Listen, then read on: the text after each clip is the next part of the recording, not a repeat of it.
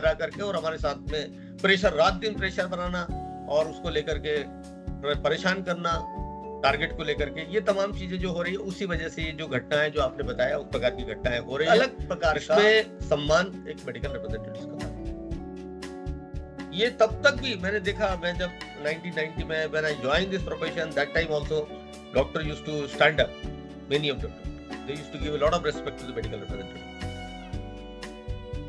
लेकिन जैसे जैसे इंडस्ट्री के अंदर प्रतिस्पर्धा बढ़ी, लेकिन ज्यादातर कंपनी के अंदर ये प्रॉब्लम है कि बहुत अभद्र भाषा में और उनके साथ में बदतमीजी होती है और उनको बहुत दबाव डाला जाता है और उसी दबाव में टूट जाते हैं और उसी टूटन में आप देखते हैं कि लोग, नौजवान लोग जो सुसाइड कर लेते हैं। तो सुसाइड तो कर लेते हैं, लेकिन उन लोगों के बारे में भी बात करना चाहिए जो रात दिन काम कर रहे हैं बाइक में और बाकी जगह पर ट्रैवलिंग कर रहे हैं और ट्रैवलिंग के दौरान उनको स्ट्रेस मिलता है, उसके कारण दुर्घटना। Hello everyone, today we have an amazing guest on let's talk show.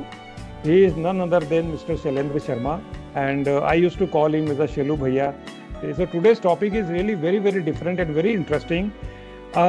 Of late, we have seen that the news there that a lot of medical reps are committing suicide. So we have seen this entire world of pharmaceutical industry, that how the industry has changed over a period of time. And offline, I was talking to Mr. Shailendra Sharma ji, and he was sharing that this is what, which is the really a burning issue. And this is not a marketing now, this is more of crunching the numbers and bringing the sales for the organization. So let's understand many more things from Mr. Shailendra Sharma and so-called Shailu Bhaiya. So just a brief introduction, Shailu Bhaiya comes basically from Khandwa, and he moved for his career from Khandwa to Bhopal, completed his education there, and he basically come from the city of Kishore Kumar. And very proudly the Khandwa people say that we are from the city of Kishore Kumar, Khandwa wale. So Shailu Bhaiya, welcome to the Let's Talk show. And I would like to say अपने अंदाज में आप अपना एक छोटा सा introduction दीजिए, क्योंकि वो खंडवा का अंदाज जब तक नहीं आता तब तक हमारी बात पूरी नहीं होती. उसके बाद में हम बहुत सारे जो टॉपिक हैं जो फार्मास्यूटिकल इंडस्ट्री से को लेकर के हैं कि ये जो बर्निंग इश्यूज आ रहे हैं, खासकर जो अभी देखने में आया कि बहुत सारे मेडिकल रेप एक के बाद एक सुसाइड कमिट कर रहे हैं, तो उनके लिए आपका जो मैसेज है जो आप देना चाहते हैं उसके बारे में हम बात करेंगे. So let's begin with your introduction. Shall I start now? जी चलो. Right. First of all, let me congratulate you, Pankaj. The way you are raising the various burning issues through your this podcast channel is really very helpful for the people, and very bluntly, actually, you are choosing the subject and exposing the various things which is going on in the society and various professions. At the same time, I've seen you are a great motivator through your motivational speech and various important and very useful tips. You are trying to motivate many youngsters in the profession. Thank you. We both belong to Khandwa, yes, it is the fact. And थोड़ा सा फर्क है हमारे और आपके उम्र के बीच में, इसलिए मैं थोड़ा सा एक आगे वाली जमात का हूँ और आप थोड़ा सा उसके पीछे जो बैचेस थे उसके साथ ही रहे हैं. और हमारे खंडवा की एक बात है कि जब खंडवा वाले दो मिल जाते हैं तो बातें बड़ी दिल खोल के होती है. तो आज भी निश्चित तौर से हम इस प्रोफेशन के बारे में, फार्मास्यूटिकल इंडस्ट्री के बारे में और उनमें जो सेल्स प्रमोशन का जो काम मैं कई सालों से कर रहा हूँ, तकरीबन 34 साल से मैं सेल्स प्रमोशन इंडस्ट्री के अंदर एसोसिएट हूँ, और उसी के दौरान में मुझे बहुत सारे अनुभव हुए हैं. साथ ही साथ मैंने मेडिकल रिप्रेजेंटेटिव्स के वेलफेयर के लिए काफ़ी काम किए हैं, और जो एसोसिएशन है मेडिकल रिप्रेजेंटेटिव्स की, जो ऑल इंडिया फेडरेशन है, उसके साथ भी मैं लंबे समय से जुड़ा हूँ. तो खंडवा की मिट्टी के अंदर एक ये बड़ी अच्छी बात है कि जो उस मिट्टी से खेल के बड़ा हुआ और जो खंडवा शहर के आबो हवा में और कल्चर के अंदर आगे बढ़ा है, वो जाकर के न केवल अपने लिए तो प्रगति और उन्नति करता ही है, साथ ही साथ हमने देखा कि एक अपने सोसाइटी के लिए, अपने नियर वंस के लिए और बाकी लोगों के लिए भी वो वेलफेयर के लिए काम करता है. तो उसी के तहत मैंने काफ़ी सालों से ये काम भी कर रहा हूँ. खंडवा में मेरा एजुकेशन हुआ, BSc किया मैंने SN कॉलेज से। उस वक्त जब सन 1989 में मैंने BSc किया, तब खंडवा की जो यूनिवर्सिटी थी वो डॉक्टर हरि सिंह गौर यूनिवर्सिटी सागर से एफिलेटेड थी। बाद में ये एफिलेशन जो है इंदौर को चले गया, लेकिन हम उस ज़माने के हैं जब ये डॉक्टर हरि सिंह गौर सागर से एफिलेटेड थी। करने के बाद में ये आया कि क्या किया जाए रोजी रोटी कमाने के लिए, कैरियर बनाने के लिए। तो हम लोग जब देखते थे कि खंडवा में इंदौर से काफ़ी सारे नौजवान बहुत अच्छे कपड़े पहन के और टाई पहन के आते थे काम करने के लिए, क्योंकि उस वक्त वहाँ पर खंडवा के अंदर मेडिकल रिप्रेजेंटेटिव्स के हेडक्वार्टर्स नहीं थे। तो ये सारे लोग जो इंदौर से और बाकी जगह से काम करने के लिए आते थे। हमने देखा कि वो अंग्रेजी में बात करते हैं, काफ़ी अच्छे महंगे कपड़े पहनते हैं और उनका रहन सहन काफ़ी रोबीला है। तो इससे हम आकर्षित होकर के हमने सोचा कि चलो ये प्रोफेशन को ज्वाइन किया जाए, और उसी के तहत 1990 में I have join this profession. मैंने पहले कंपनी ज्वाइन किया था जो एक ब्रिटिश और जर्मन कोलैबोरेशन की कंपनी थी, British drug house BDH pharmaceutical limited, जिसमें मैंने 4 साल तक फार्मास्यूटिकल इंडस्ट्री में खंडवा के अंदर सेल्स प्रमोशन का काम किया, एक मेडिकल रिप्रेजेंटेटिव के रूप में। अलग अलग डेजिग्नेशन उस वक्त भी होते थे, आज भी है मेडिकल रिप्रेजेंटेटिव्स के। उस कंपनी में उनको मेडिकल डेलीगेट्स कहा जाता था। तो मेडिकल डेलीगेट्स का मेरा पद था, लेकिन मैं काम वही करता था जो बाकी आमतौर पर मेडिकल रिप्रेजेंटेटिव्स करते हैं। और उसी के साथ मैंने 4 साल तक वहाँ पर काम किया। इस बीच में हुआ ये कि कंपनी ने अपने कोलैबोरेशन को ख़त्म होने के कारण दोनों कंपनियों के बीच में कुछ विवाद हुआ और कोलैबोरेशन ख़त्म हुआ, और इस वजह से अपने सारे प्रोडक्ट जो एक इंडियन कंपनी है प्रोमेट फार्मास्यूटिकल, उनको भेज दिए। और सुनीता लेबोरेटरी लिमिटेड जो इंदौर में आज एक बड़ी मैन्युफैक्चरिंग यूनिट है, उनके साथ में प्रोमेट फार्मास्यूटिकल उन्हीं की थी, और उसमें हमको ट्रांसफ़र कर दिया गया। तो हमने सोचा कि यहाँ पर हम पता नहीं वेदर और कैरियर इज सेफ हियर और नॉट, क्या होगा क्या नहीं होगा, भविष्य को असुरक्षित मानते हुए I have decided to switch over. और उसमें मैंने सोचा कि कोई बड़े शहर में जाकर के काम किया जाए। So I got an opportunity in one of the Indian pioneer company, जो कि बहुत पुरानी कंपनी 1958 की कंपनी है, डेज मेडिकल्स, जो कैलकाटा की कंपनी है, डेज बंधुओं की पुरानी कंपनी। उस कंपनी को मैंने ज्वाइन किया 1994 में भोपाल हेडक्वार्टर में। 1 अगस्त 1994, ये तारीख मुझे कभी भूलती नहीं है, जब मैंने इस भोपाल में झीलों के शहर में कदम रखा था। और तब से लगातार आज तक मैं उसी कंपनी के अंदर काम कर रहा हूँ, कई मुकाम हासिल किए। ज़रूर बात है कि मैंने फ्रॉम मैनेजर्स के रूप में प्रमोशन नहीं लिया, कुछ अपनी व्यक्तिगत जिम्मेदारियों की वजह से, लेकिन मैं साथ ही साथ सोशल वेलफेयर के काफ़ी काम किए। इस बीच में मेडिकल रिप्रेजेंटेटिव की जो एसोसिएशन है उसमें मैं जुड़ा रहा, मैं जनरल सेक्रेटरी रहा हूँ काफ़ी लंबे समय तक, 12 से 14 साल तक। और अभी मैं फेडरेशन जो है ऑल इंडिया फेडरेशन, उसके जो नेशनल सेक्रेटरीट में काम कर रहा हूँ। साथ ही साथ जो जन स्वास्थ्य अभियान है उसके साथ मैं जुड़ा हुआ हूँ, जो कि स्वास्थ्य के लिए काफ़ी काम करते हैं, और भी कई जन संगठनों के साथ में यहाँ मेरा जुड़ाव रहा है। जब जब जरूरत होती है तो हम लोग IMA के साथ मिल करके भी जो विषय है, जैसे अभी कलकत्ता में एक डॉक्टर के साथ में ब्रूटल मर्डर और उनका रेप हुआ था, उस वक्त जो आंदोलन चले उसमें भी हम शिरकत करते हैं। साथ ही साथ जो केमिस्ट एसोसिएशन है उनके साथ भी हम लोग काम करते हैं बहुत क्लोजली।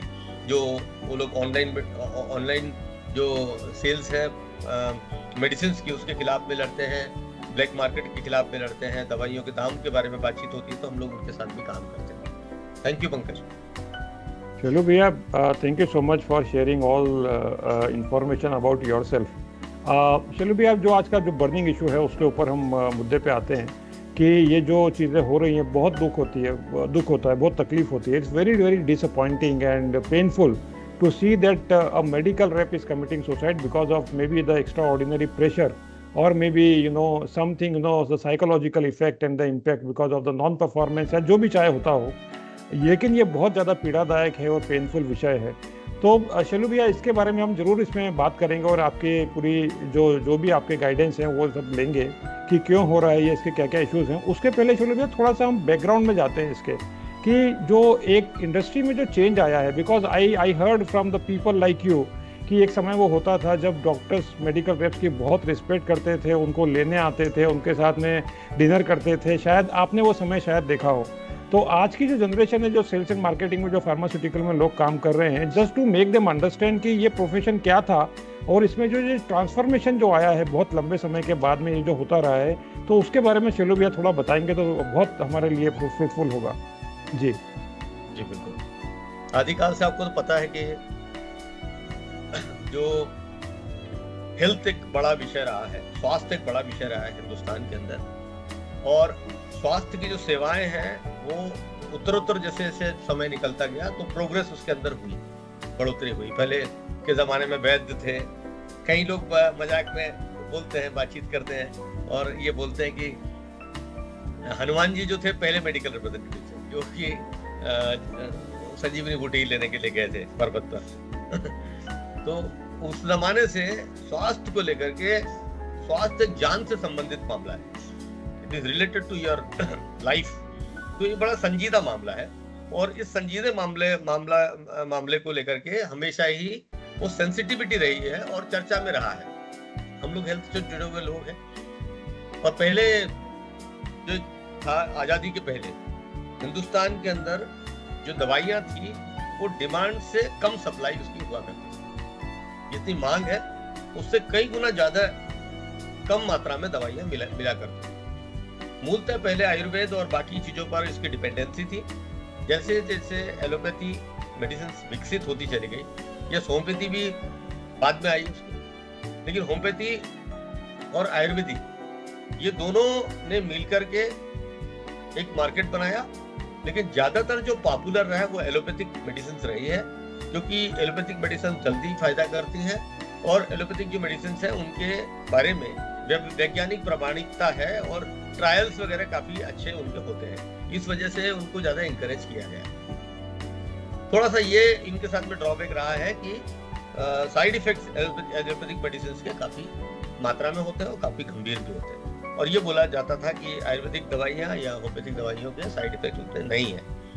हालांकि इसके बारे में भी जो है विरोधाभास है, कई ऐसी आयुर्वेदिक दवाइयां हैं जो नुकसान पहुंचाती हैं और कई ऐसी होम्योपैथिक दवाइयां हैं जो नुकसान पहुंचाती है अगर उचित मात्रा में नहीं लिए जाए। तो हेल्थ का जो सिस्टम चालू हुआ आजादी के पहले, कुछ कंपनियां आई और इन कंपनियों ने यहाँ पर हिंदुस्तान के अंदर उसको हेल्थ के अंदर काम करना चालू किया, जिसमें बंगाल केमिकल, बंगाल इम्यूनिटी प्रमुख रूप से आई बंगाल के अंदर।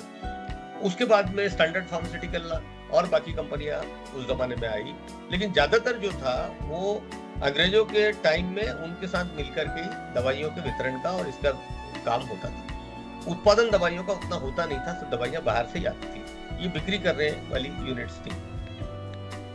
ज्यादातर जो सबसे ज्यादा प्रोग्रेस हुई है वो आजादी के बाद हुई। आजादी के बाद में, आजादी के पहले भी खोज हुई है, काला ज्वर की दवाई हमारे यहाँ पे बनी है और भी कुछ दवाइयां यहाँ पे की खोज हुई है, लेकिन वो लाइमलाइट पे नहीं आ पाई। अभी आजादी के बाद में एक कमेटी बनी थी, हाथी कमेटी के नाम से उसको जाना जाता है।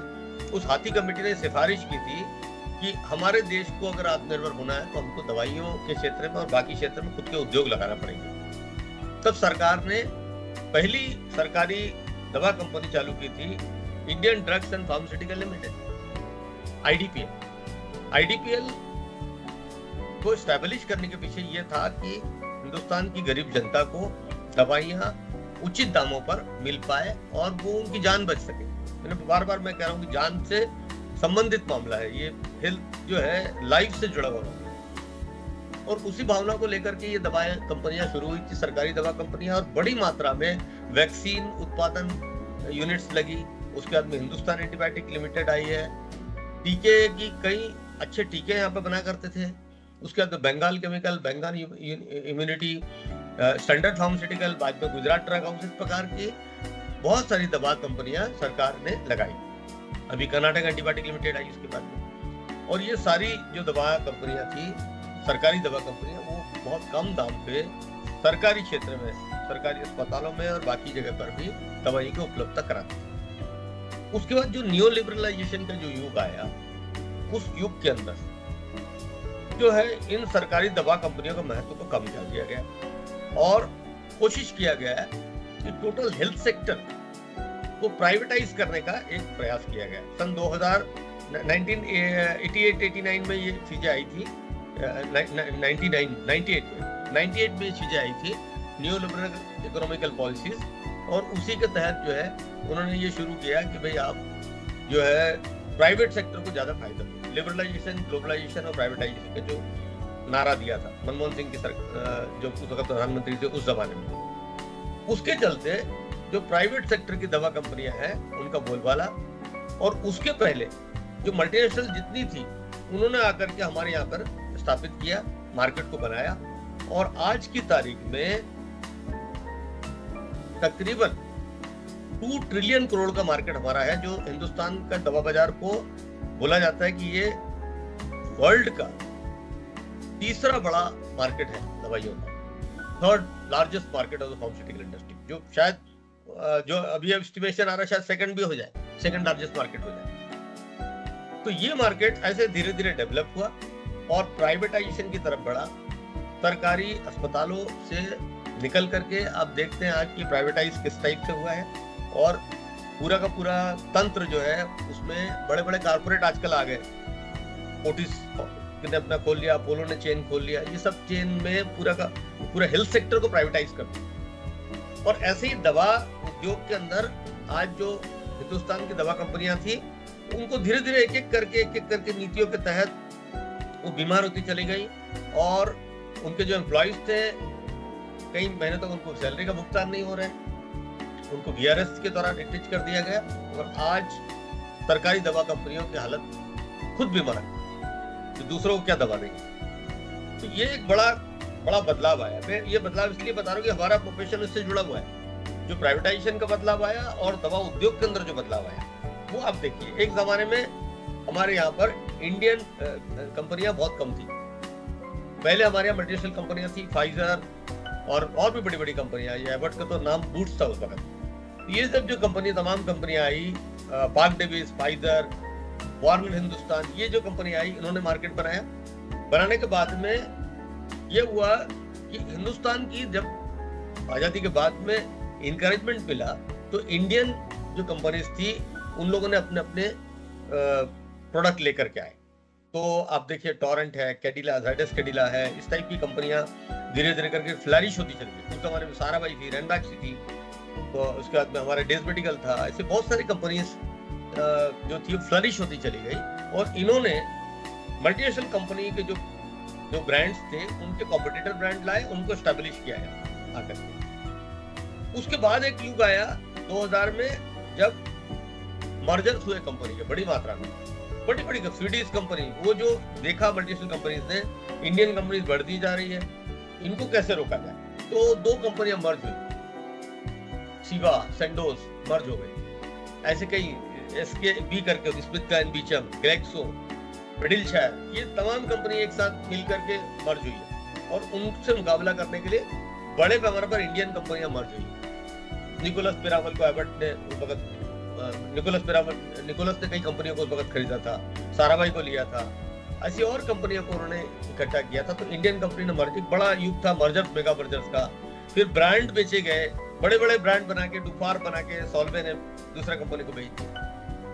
ये तमाम चीजें इंडस्ट्री के अंदर बहुत तेजी से हुई है, और इस तेजी के अंदर मेडिकल रिप्रेजेंटेटिव का एक प्रोफेशन है जिसका काम है कि सेल्स का प्रमोशन करना, ब्रांड का प्रमोशन करना, हमारी कंपनी की ब्रांड को बेचना, उसको प्रमोट करना और उसके बारे में सेल को इकट्ठा करना। इसके लिए देश के अंदर कानून बने, और आज उन्हीं कानूनों की धज्जियां उड़ाई जा रही है। हमारे यहाँ पे दवाइयों को बनाने के लिए ड्रग एंड कॉस्मेटिक एक्ट बना, 52 में ड्रग एंड कॉस्मेटिक एक्ट के तहत ही आप दवाइयों को बना सकते हैं, उनका उत्पादन कर सकते हैं। तो दवाइयों को बनाया, उत्पादन किया, तो सवाल ये आया कि इनको बेचना अगर है तो आपको इनका विज्ञापन भी करना पड़ेगा। तो लोग बाकी जो आमतौर पर बाकी प्रोडक्ट के विज्ञापन होते हैं, वैसे दवाइयों का विज्ञापन चालू कर दिया। तो सरकार को लगा कि ये तो बड़ी गलत बात है। तो 1954 में एक हिंदुस्तान की पार्लियामेंट में एक कानून बना, drug and magic remedies act, drug and magic remedies objectionable advertisement act. इसमें यह बताया गया कि अगर दवाइयों का विज्ञापन करना है तो वो कैसे कर सकता है, कौन कर सकता है, वो एक लिटरेचर के माध्यम से होगा, लेबल के माध्यम से होगा, वो आपके लीफलेट के माध्यम से होगा।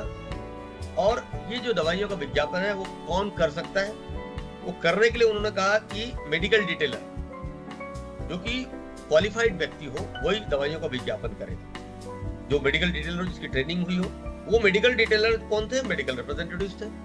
और उन्हीं मेडिकल रिप्रेजेंटेटिव्स के लिए 1976 में ये जो कानून बना हमारे यहाँ पे, सेल्फ प्रमोशन एम्प्लॉइज एक्ट, कि वही लोग उसके तहत नियुक्त होकर के कर सकते हैं। ये तमाम जो चीज होती है फार्मास्यूटिकल इंडस्ट्री में सेल्फ प्रमोशन के लिए, वो कानूनी दायरे के अंदर होती है, उसमें सारे लॉज एप्लीकेबल होते हैं। और सेल्फ प्रमोशन का काम इस प्रकार से शुरू हुआ, और उन्होंने कहा कि आप विज्ञापन अगर आपको करना हो तो आपको, आपके पास में साइंटिफिक एविडेंस होना चाहिए। Without scientific evidence you can not promote any product. उसमें कॉन्ट्राइंडिकेशंस हो आपके लिटरेचर के अंदर कि कहाँ उसको नहीं देना चाहिए, साइड इफेक्ट्स के बारे में जानकारी हो, डोजेस के बारे में जानकारी हो, तमाम जानकारियां उस लिटरेचर में हो जिससे आप प्रमोट कर रहे हो, और हमको उस चीज को प्रमोट करना है। तो मेडिकल रिप्रेजेंटेटिव का जो प्रोफेशन था, जो शुरुआत हुई थी, वो शुरुआत एक साइंटिफिक व्यक्ति, एक पढ़ा लिखा व्यक्ति, एक आदमी जो इक्विप्ड हो, जानकारी जिसके पास पे हो,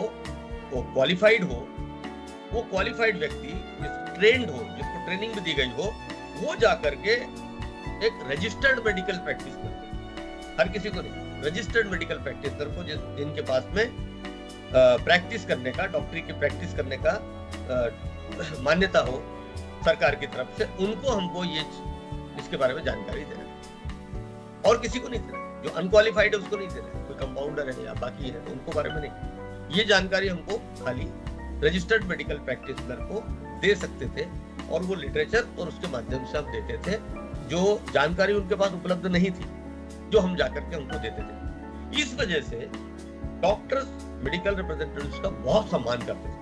तो लगा कि ये लिटरेचर लेकर के आएंगे, ये कोई नई दवाई लाएंगे और ये हमको जानकारी देंगे, और उस जानकारी को हम लोगों के अंदर बांटेंगे।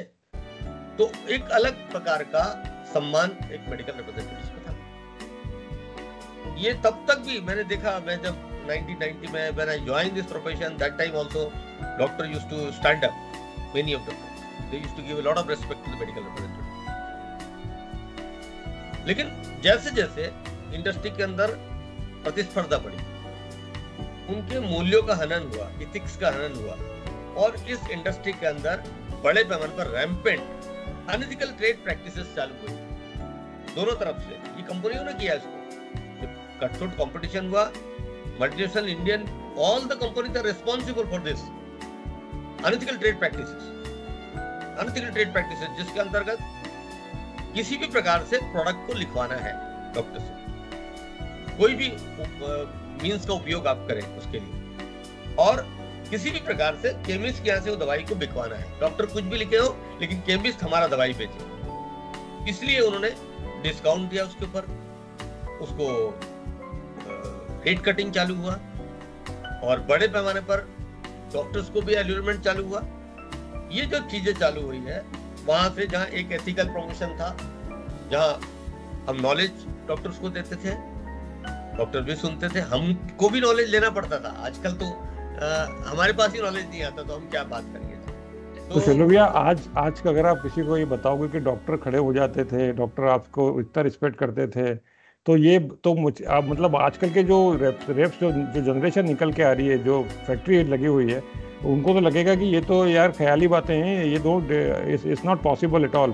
क्योंकि आज तो इवन तो डॉक्टर आपके पास में अगर आप जा रहे हैं तो आपको मिलने से भी मना कर देते कि यार टाइम नहीं है, एक काम करो बाद में आना यार, there are patients are waiting. तो जो टाइम आपने और शायद जो सीनियर्स ने जो देखा है, वो आज के लोगों को लगता है कि यार ऐसा कभी होता भी था।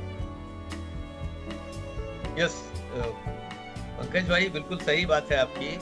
मैं तो और थोड़ा सा बाद में आया, मेरे पहले काफी सारे साथी थे, डॉक्टर एक यूसुफ राजा थे रेप्टागॉस ब्रेड में, उनके पास इतना नॉलेज था, वो जब बात करते थे, धारा प्रवाह बोलते थे, तो डॉक्टर सुनते थे, और कई बार हमने सुना है कि वो उनसे मिलने के लिए वहां तक आ जाते थे कि मैं आ जाता हूँ अगर आप के पास वो है तो ये भी एक परिस्थिति थी, लेकिन उतना ही सम्मान था। और जिस प्रकार के डिटोरेशन आया है, उसके लिए इंडस्ट्री भी जिम्मेदार है और बाकी लोग भी जिम्मेदार है।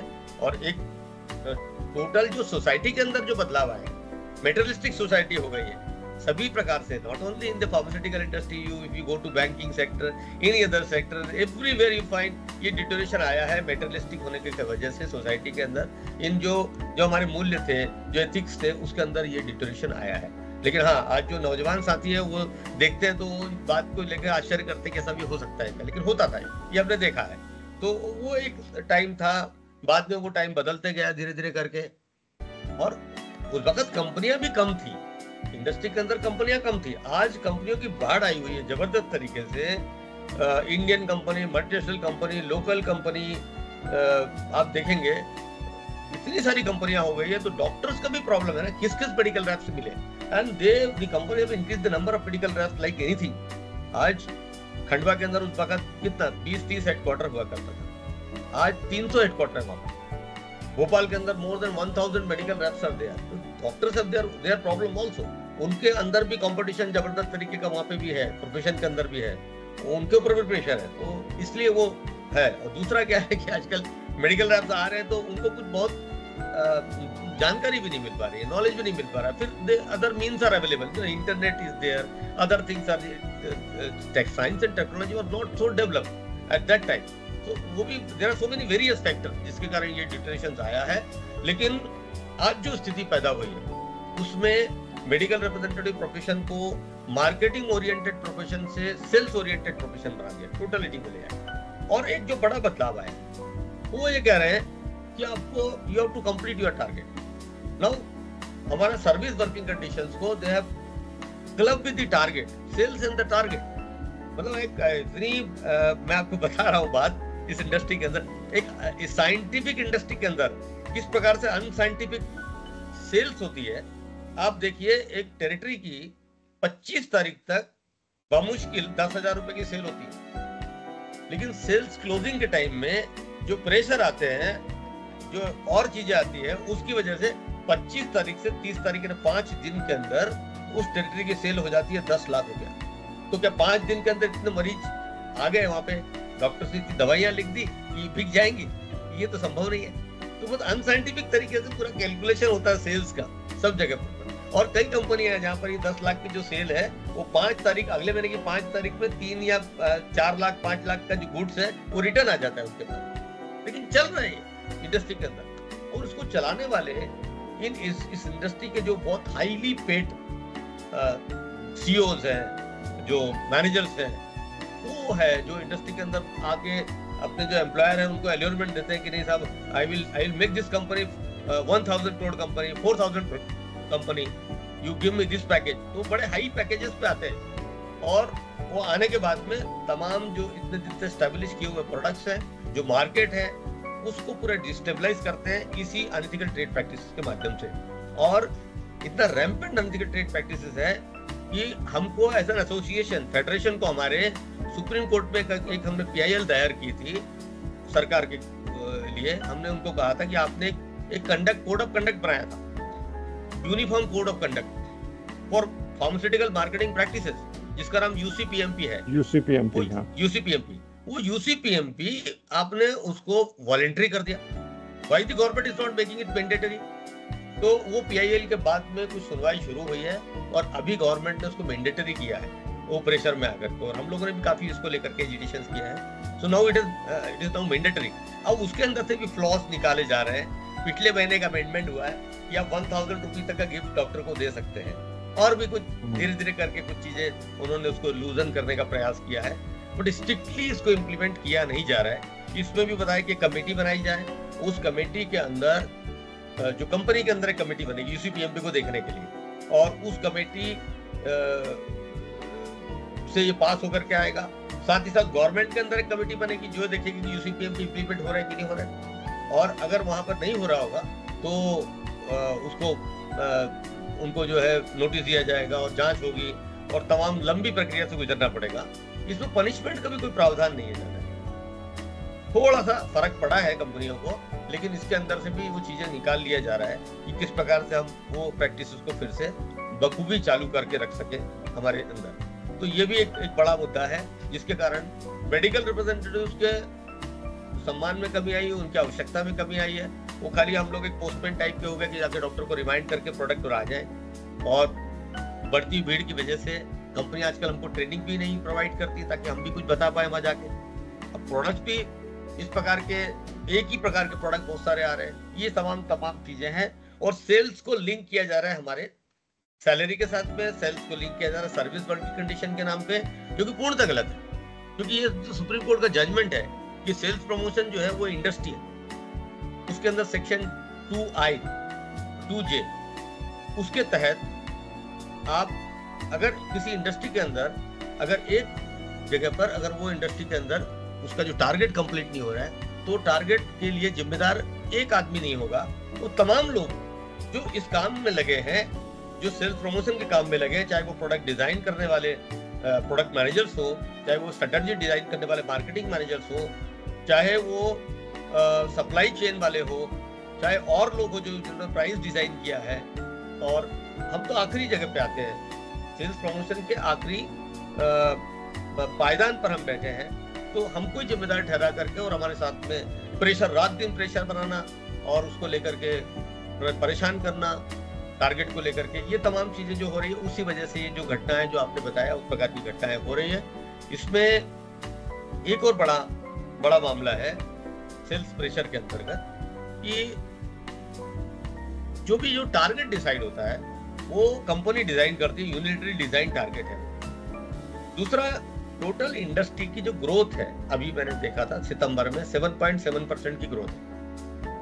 कंपनियों के जो एग्जीक्यूटिव्स हैं वो लेते हैं अपना टारगेट 10%, 15%, 20%, और उसके बाद में इंथुसियाज्म में आकर के 30%, 40% का ग्रोथ पे टारगेट उसको दे दिया जाता है एक नौजवान को जो अपना कैरियर बनाने के लिए आया है। अनरियलिस्टिक टारगेट है वो, और उसको पूरा करने के लिए उसको रात दिन दबाव डालता है।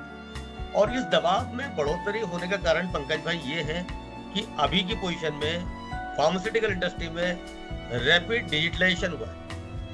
डिजिटलाइजेशन तो सब जगह हुआ है, खासतौर से कोविड के बाद में, लेकिन हमारे यहाँ पे जो डिजिटलाइजेशन हुआ फार्मास्यूटिकल इंडस्ट्री में, खासतौर से सेल्स प्रमोशन में, वो हमारी परेशानियां बढ़ाने के लिए हुआ, वो हमारी परेशानियों को बढ़ा रहा है। बाकी जगह पर काम को ईज आउट करने के लिए हुआ है। आज अगर रिजर्वेशन काउंटर पर कंप्यूटर रख दिया गया है तो उनका काम जल्दी होता है, आसानी से होता है। बाकी जगह पर आज वो जो ठक वाले टाइपराइटर है उनकी जगह ये वाले टाइपराइटर्स आ गए, ऑटो स्पेलिंग करेक्ट हो रहा है, वो हो रहा है, तो that is making their work easy, clerical work easy. वो जो बैठे हैं अकाउंटेंट, उनका काम सरल कर रहे हैं। लेकिन फार्मास्यूटिकल इंडस्ट्री के अंदर डिजिटलाइजेशन जो है वो हमारे काम को बहुत कठिन कर रहा है, जबरदस्त तरीके से। कारण ये है कि ये हमको मदद करने के लिए नहीं होता है, ये होता है हमारे काम को कंट्रोल करने के लिए, हमको 24 घंटे हमारे ऊपर निगरानी रखने के लिए। सर्वेलेंस, ट्रैकिंग, ऐसे डिवाइसेस आ गए, या आईपैड दे दिया या बाकी चीजें दिया अगर उनके पास है तो। हालांकि आज 10% कंपनियां ही डिवाइस दे रही है, बाकी सारी कंपनियां बोल रही है कि आप अपने मोबाइल में ही सब कुछ कीजिए। आज 9 बजे से उसको एक मीटिंग अटेंड करना पड़ता है घर में बैठ करके।